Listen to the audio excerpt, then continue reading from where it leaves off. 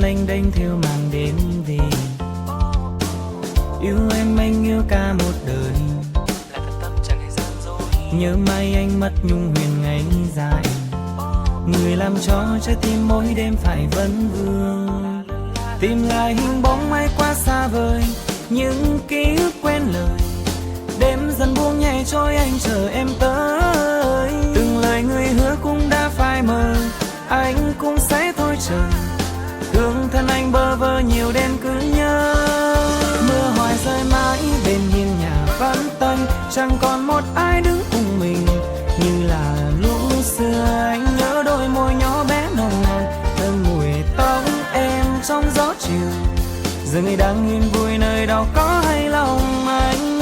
Thương thầm anh mất, anh đâu ngờ cơn say lại cùng anh đi đến cả đời.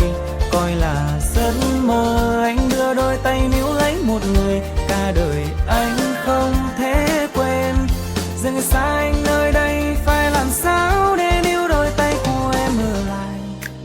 Một lần thôi để níu đôi tay của em ở lại, không rời xa. Đôi bờ mi anh giờ đây tuôn trào giọt lệ, mong chờ em từng đêm sao em chẳng về. Bước vô thật vội và người trời trắng quay về. Người bỏ lỡ câu thề, người này xóa nhòa bởi yêu thương anh trao cho em đó. Người cũng trắng màn và có ca cho thêm bởi cơn gió. Người đừng ngó lơ tình mình từ một giấc mơ, chẳng có gì ngọt sát sơ. Tìm chờ em bóng ai quá xa vời, những ký ức quên lời. Đêm dần buông nhẹ trôi anh chờ em tới. Từng lời người hứa cũng đã phai mờ, anh cũng sẽ thôi chờ. Thương thân anh bơ vơ nhiều đêm cứ nhớ.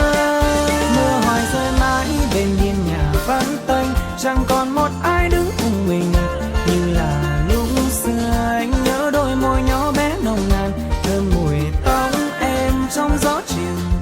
Giờ người đang yên vui nơi đâu có hay lòng anh. Thương thầm anh mất, anh đâu ngờ cơn say lại cùng anh đi đến cả đời. Coi là giấc mơ, anh đưa đôi tay níu lấy một người, cả đời anh không thể quên. Giờ người xa anh nơi đây, phải làm sao để níu đôi tay của em ở lại. Một lần thôi để níu đôi tay của em ở lại, không rời xa. Anh nhớ đôi môi thơ ngây nồng nàn, tóc em trong gió chiều.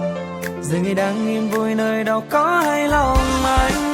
Thương thầm anh mất, anh đâu ngờ cơn say lại cùng anh